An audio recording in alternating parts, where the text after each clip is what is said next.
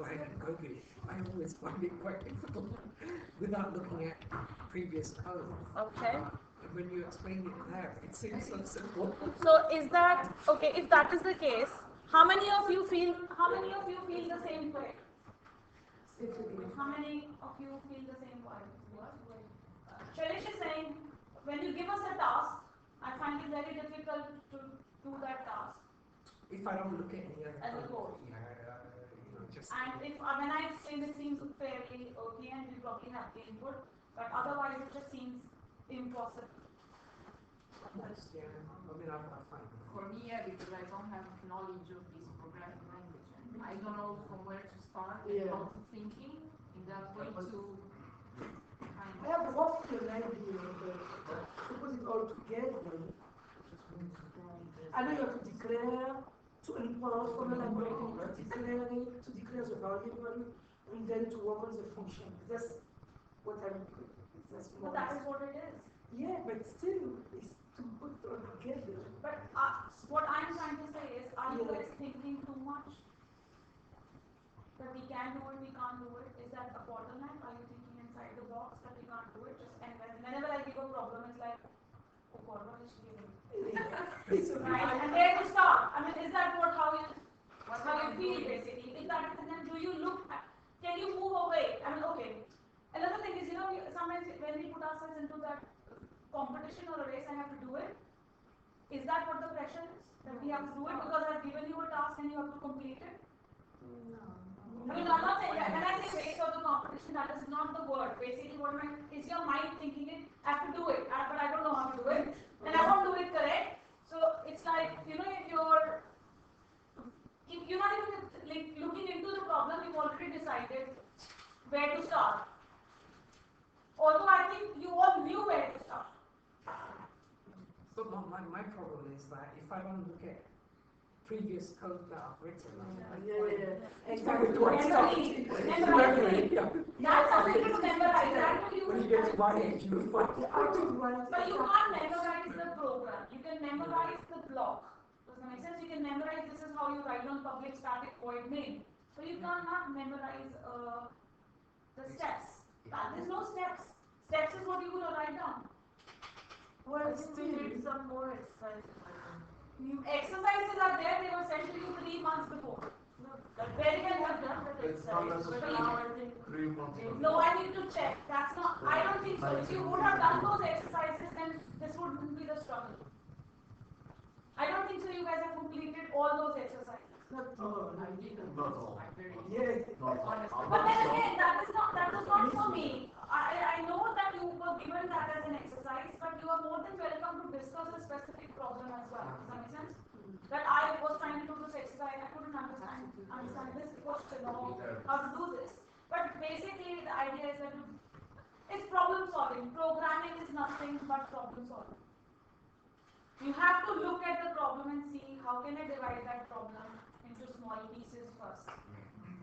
And that's exactly what you should Programming is the last thing. You cannot memorize. How to write down the Java code is the last thing you should know. Do you understand what I'm saying? How to put it in a Java code is totally separate thing.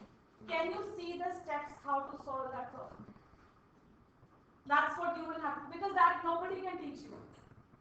That will just come with practice. Does that make sense? But at the same time, the first step is always, I mean, I usually say there are different things which work with different people.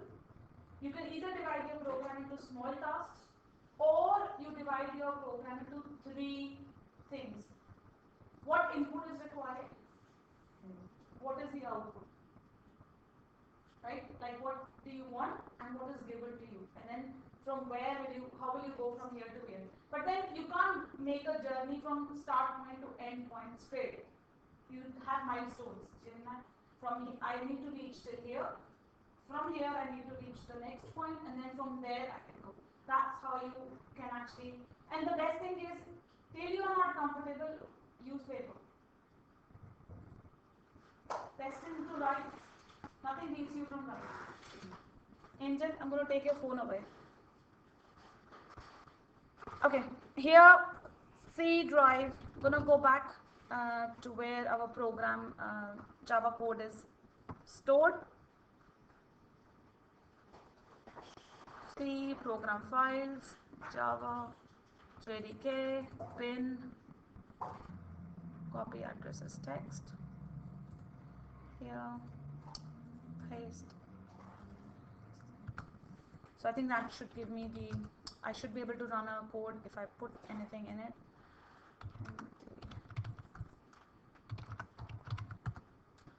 So what I'm gonna do is I'm just gonna save the files in this folder.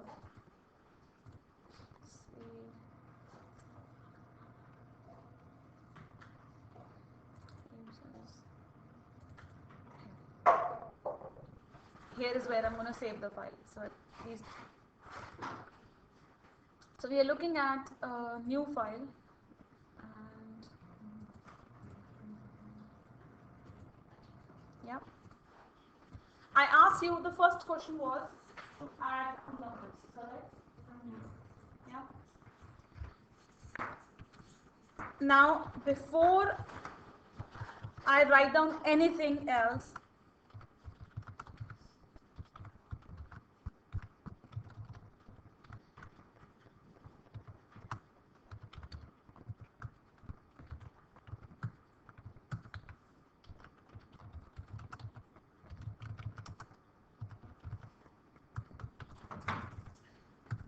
that's your Java. This you will have to remember. Yeah. But that's just how we write down Java program. Does that make sense? Any code you want to write down in Java is going to involve this much for sure, right? If you're going to use system, yeah. I've noticed something. Sometimes you don't always like we would rather import the Java and stuff. Sometimes you just go straight like this and it works. Sometimes. If you don't have system out print line, it works. No, I mean, the imports Java that's this, not that. Can it actually work without? Can we actually do something without writing all this thing? Without this? I mean, can we just have this without writing the import of Java? Yeah, this will work without This will import. work. This, what I've written down, So, will for work. example, I wanted to do like, just this, but without the, without the ifs, I just want to write 3 plus 4 there. Would that just work on the Java? If I write down till, as soon as I write down integer n1, n2, and I say n1, 9, n2, 9, n2, 7, and I say comma n3, n3 is equal to n1 plus n2. It doesn't need any library. Yeah, But this will not give me anything if I run this program. I can't see anything. Yeah, because it's not in the system. Outprint line, if system outprint line is not there, this will work without any import, because this is the standard Java code. I don't need any library for that, right? I mean, this is just declaring a variable, and you've given a processing statement. So the libraries are task-based, so... Libraries are task-based. So yes, whatever task you're going to use language based from those libraries. And bring the import based on what library you're going to require. Right. So we have a base, which is import java.io. Yeah. That is for your system out print line. Anything to do with system out is going to need IO. Yeah. And then if you're gonna need input, IO stands for input. That is for scan. If you want to use the scanner class sits in utilities. But utility will have a bit more. You might want to say me this, that why is scanner not sitting in input output, right? The reason for that is this. There is some input which sits in IO. You don't need to use scanner for that. But that is a very long way of taking an input. Does that make sense? Scanner, if you have your mouse and keyboard is a standard input. Yeah.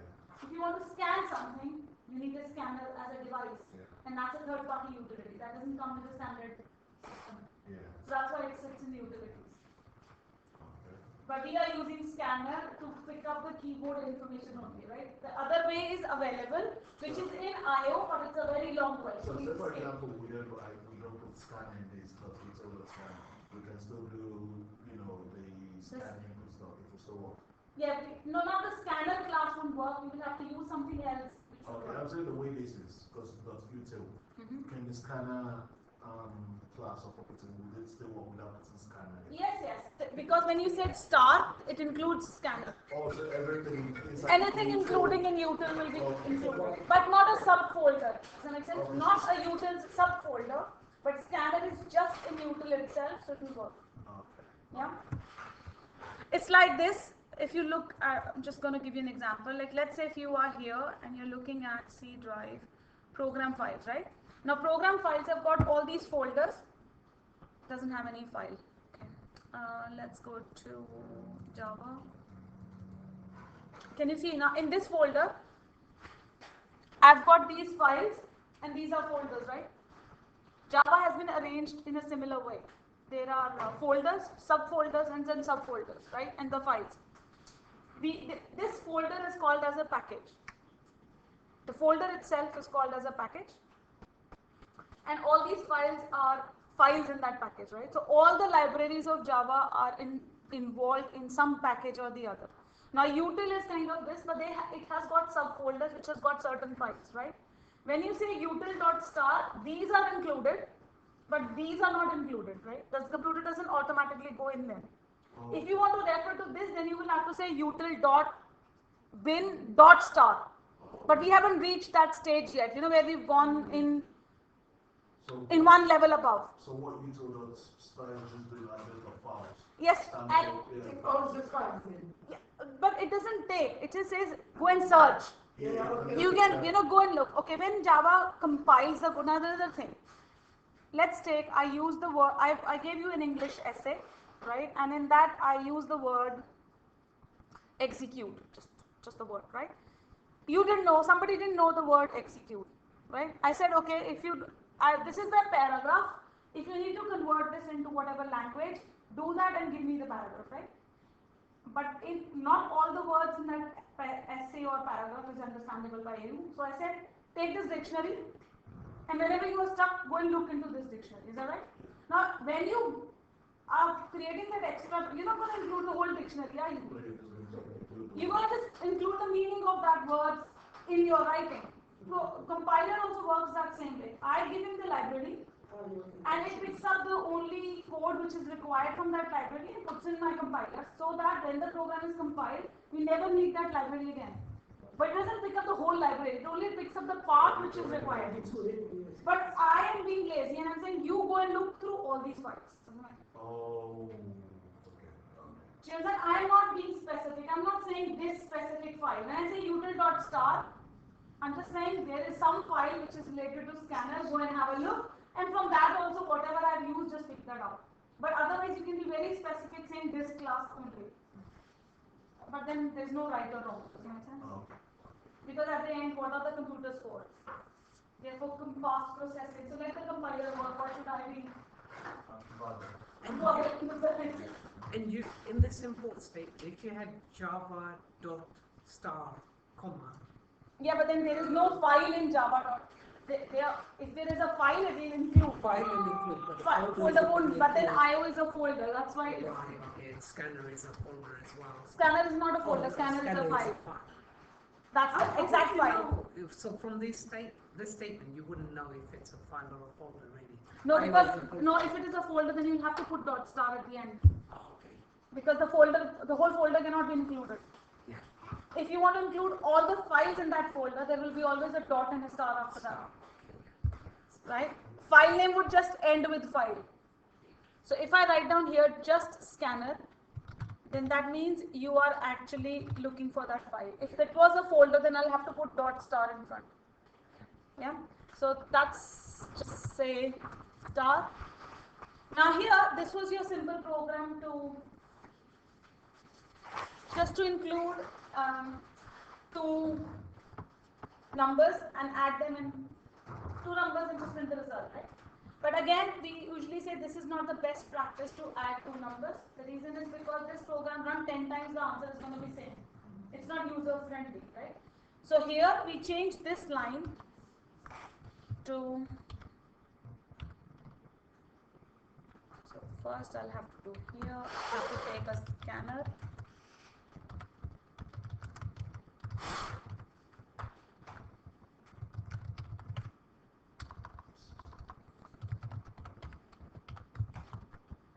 It's not the syntax of that. I have to look at another program to get In dot next in, and then enter is next end, and that's fine. And then here Use it just once. you have to use it only once.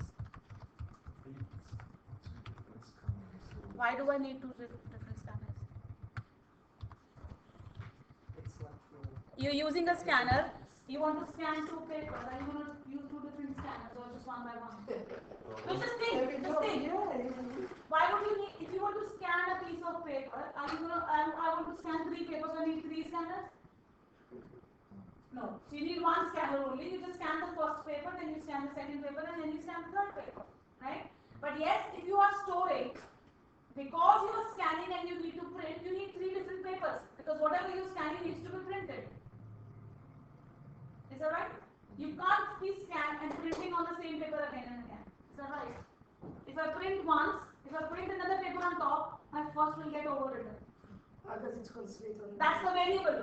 That's how we, if you are taking N1 and I keep saying N1 only, then whatever you scanned first has gone in N1. Second time you scan and you say put in N1 only, obviously the first one will get erased. Is that right? Just making a photocopy. All you're scanning, if you put it in the same file, save as, the file is going to get overwritten. Is that right? So even if you think, that's the thing. Just put it in a simple statement, how do you do things? So if I scan something, I've read a number, I need to store that number in somewhere, right? So I've stored it in a variable N1. You don't need different scanners to scan, but I need different places to store whatever I'm scanning. Is that right? If I don't use different places, then my first number will be lost. So if I said I need to add 2 numbers, then you need to take 2 variables to store that 2 scan values. Yeah. So N1. that scanner statement is like creating a scanner method, or No, it is not. It is just using a class scanner and telling it where to read from. It is saying there is a scanner in Java which knows how to read, right? Where are you reading from? System.input, which is standard input device, which is keyboard. The system.in refers to standard input device. What is a standard input device and output devices? For a computer. Keyboard, mouse. The standard input device is keyboard and mouse, and standard output device is monitor. You can change the output to printer, you can change the output to storage, which means a file, right?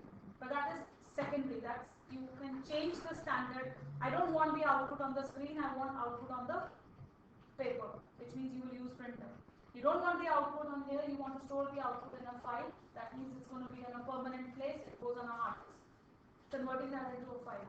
But that's not standard. Standard for a computer is input is keyboard and output is monitor. And that's what system.in and system.out refers to. System.out refers to monitor, system.in refers to keyboard. Right? So if you're reading, read from keyboard, print on monitor. Is that okay? IN is just the name you've given to that scanner. I said here IN, isn't it? Scanner IN. So it's a variable for my scanner. So you can call it any. Yeah, call it I, call it S, call it whatever you want. You have to remember the name. but you don't change it on that system. Yeah. No, that Always system on stays. in is a fixed thing because it says System system dot dot keyboard. Input. You name, it's like you are telling him to use a keyboard, right? You give a name whatever you like to your keyboard, but it has to be keyboard. You can call your keyboard X, you can call your keyboard S, she can call her keyboard Y, it doesn't matter. But you're all referring to that keyboard. Right? So when you say scanner S, that means you're naming your scanner. Is that right? System dot, it's like telling someone, please scan from that scanner. So how are you going to refer to that scanner?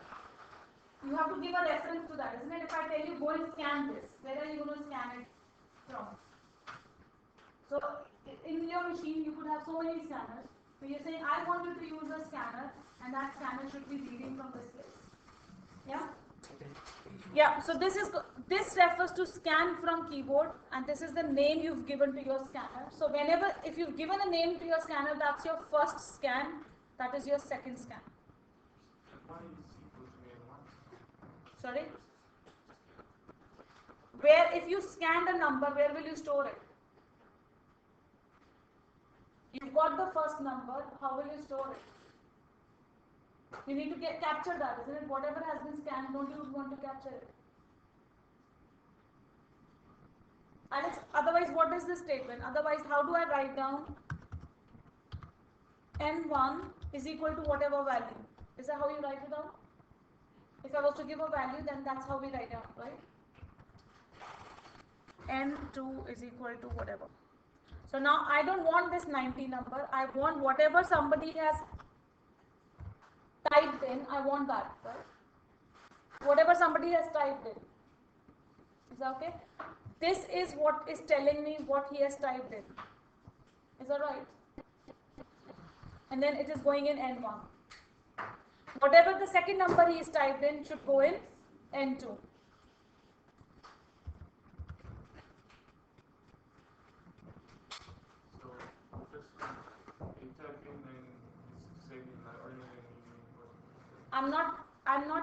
I'm not putting in any library. These are just variables. Scanner is just a class which has already told how to read from keyboard. So I'm using that library to use keyboard. Is that okay? Otherwise there's no way to capture information from keyboard. There's no way. That's the only way to pick it up from. This is an inbuilt function, otherwise there's no other function to use to pick up what person is typing. Computer doesn't know how to pick up that. There has to be some way of interacting, isn't it? Your program is one program running on a machine. Keyboard is used by multiple programs. You might be running Excel, PowerPoint at the same time as compared to your Java program. So how do you know that? How does your program know that pick up information from the keyboard? Operating system has the control for keyboard. But you are asking that control. Does that make sense? Alex, do you understand that? At any given time on a computer, we do not have one program running. Is that right? We have got multiple programs running at the same time. Do you open different windows? While you're running this Java screen, I could have a program running here, right? But I could have a notepad screen open as well. So how does computer know that you are typing here or you are typing here?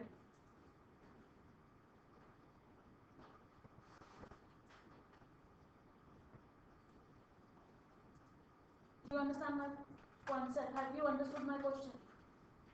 There are so many programs running right now. There is this file, right? How does computer know what you're typing goes in which window? And are you telling me that the keyboard changes or the program captures that keyboard? Because I'm activating. But that means my mouse is not part of that window, is that right? Because mouse is outside. I can change the window I'm working on with the help of mouse. Is that right? But then if your program is making, this is how we tell computer that this is the application I'm going to write down. And when I click here, it becomes, is that right? That becomes the active window. And the cursor is blinking here, so that means whatever you will type will go here. Is that right? But have you thought of a scenario that you all are sitting here and there is a pen, right? And you say, you can write with this pen, right? I pass on this pen and I gave that pen to Michelle. Misha holds that pen and she can write it down. And then Misha refuses. I'm not going to pass this pen forward. It's her turn to pass it on. Right? Or that person raises his hand. I need that pen. But Misha says, I'm not going to pass on that pen. Have you understood what scenario I'm trying to say? There are so many programs running. You're saying the control goes through that program, right? The keyboard and mouse is very essential for any program to run. So if that control goes to that device, what if that device says, I'm not giving you the pen back? The whole idea how the programs are working is that all the programs are running at the same time. Whichever program you click on, that becomes the active. That means I've raised my hand, I need that resource. I need the keyboard, I need the mouse. Does that make sense?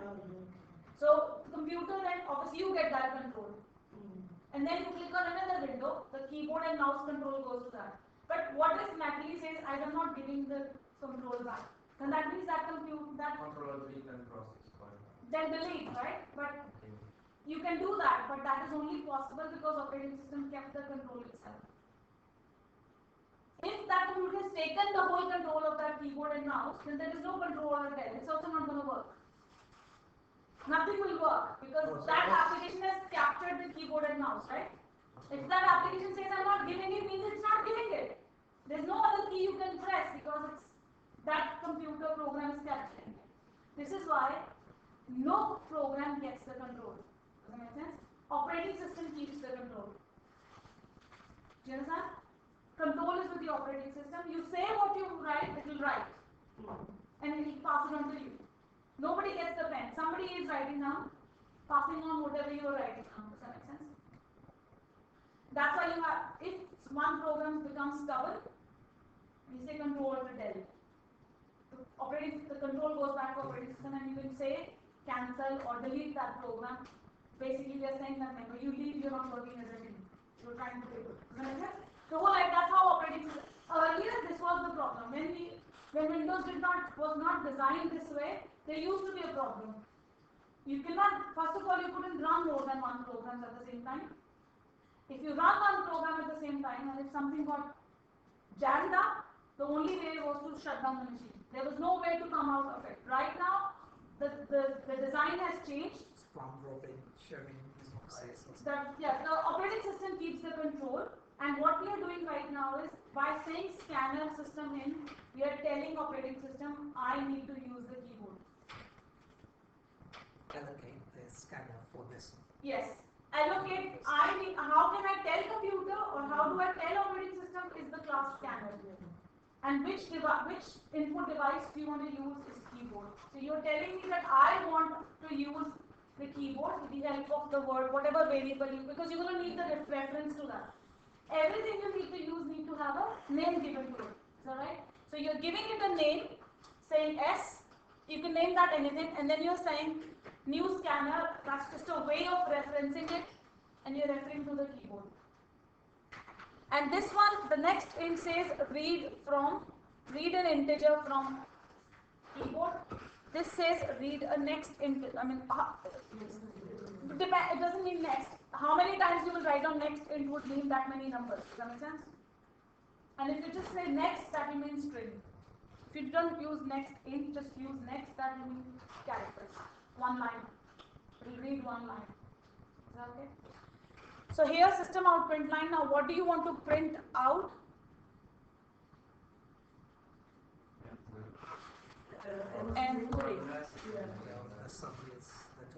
That is up to you. What do you want to? So if you put n3 is a variable which has got something. If you put anything in inverted commas, that means you want the sum is.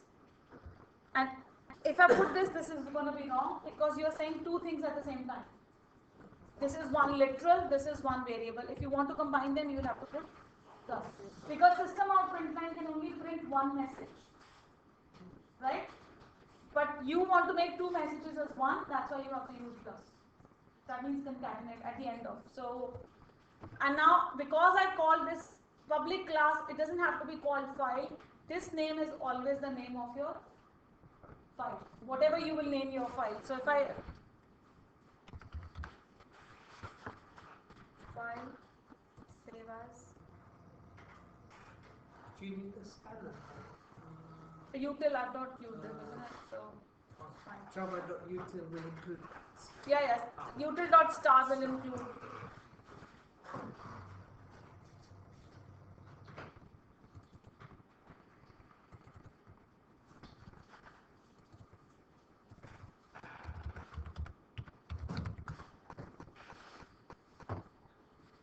So if I go here, this should run Java C a sum dot Java. Your path is incorrect. JG thing. I've done the path already. Maybe it was not. It was wrong. Yes, it was wrong.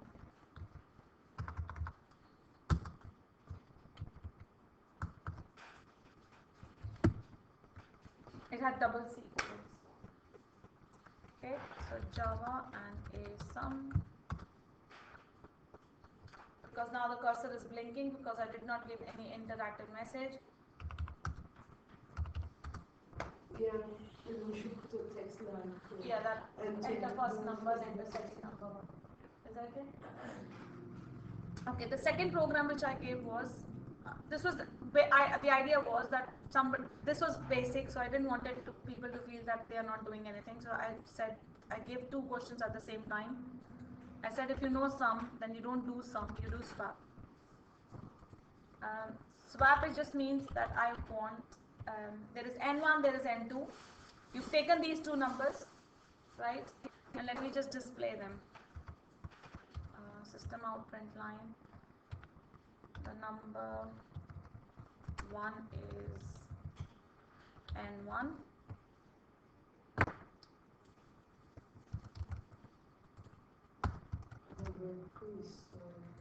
Number 2 is n2. Yeah? But now what I want to do is I want number 2 to become number 1 and number 1 to become number 2. Right? The best, how would I do that is I need a third variable which is already there with you. N3 is there, right? How can you do is just say N3 is equal to N1.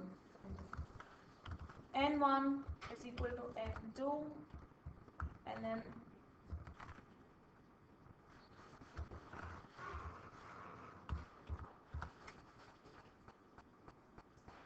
there are 2 chairs and you want people to swap, right? You bring the third chair and you tell the first person to go on that chair. You put this person on that chair and tell that person on that. That's all. Right? So N3 is a third chair. I said the first person to go on that chair. Right? I have told the second person to go on the first chair. And I've asked the person who was sitting on the third chair to go back on the second one. Is that right? Just using another variable to position them.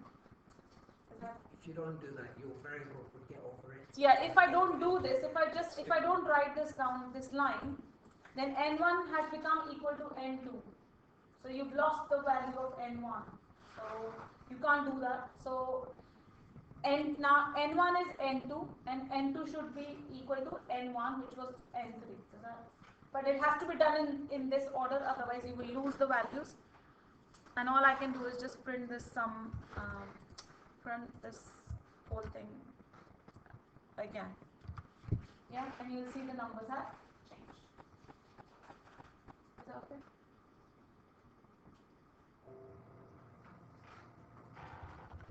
So what would we do with the long-term values? Would you have done this like that? Yeah, you need a third variable to store it, otherwise you will lose the value. Yeah, When yeah, you do yeah. the assignment operation, you lose the value of what it previously was. So you have to store that previous value. Does that make sense?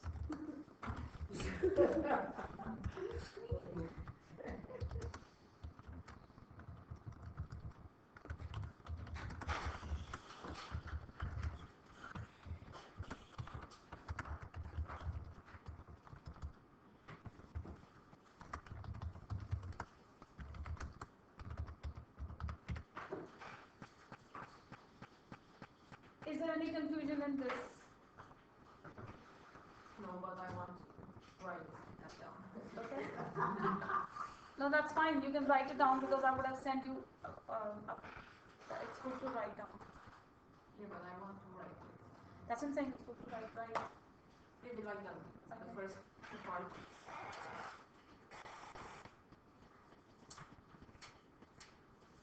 I mean, this is very common thing we should do. I think the whole idea is that you guys need to sit down and practice your programs. I think maybe this concept of the third variable is. Is the third variable which is it's a third variable which is confusing you, is that right? What's going on? This is the thing. I don't know. I just can't. Why are we doing it in the first place? Yeah, that's the thing. I mean, a straightforward swap of two numbers would be A, you've got a number A and a number B. That's You'd it. say A equals B and B equals A. That's it. No, but that is not work. As soon as you say A equals B, you've lost The A's value value. of A, yes, gone. So Does that make sense? you have to store that. As soon as you Well, that say is logic. no, but one thing is, if you say A is equal to B, as soon as you tell that computer, it Yeah. overwrites the value of A. Yeah, You've lost exactly. A's value. Yeah. So before I do A is equal to B, I have to put A somewhere else.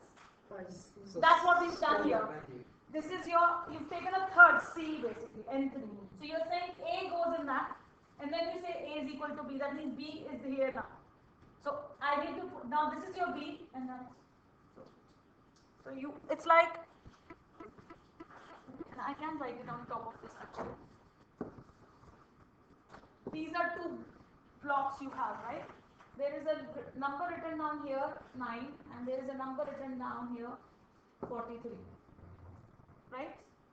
So this is your N1 and that's your N2. Is that okay? These are two numbers you have. Now as soon as you will write down in your computer N1 is equal to N2. How will computer read this line?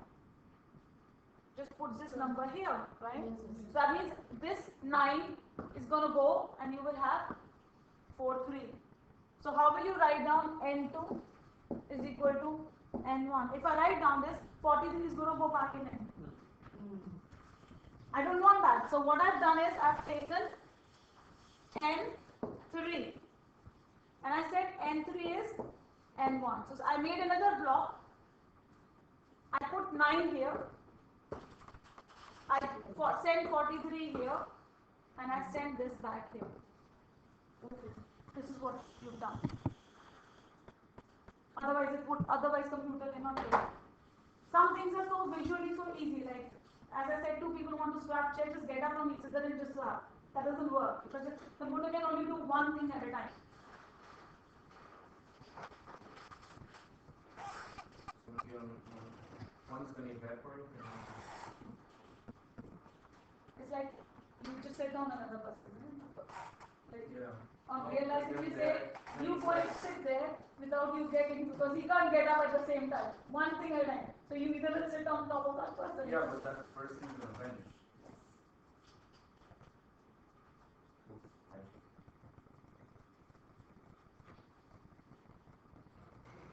That's where you're going to duplicate the person. Then you're going to vanish.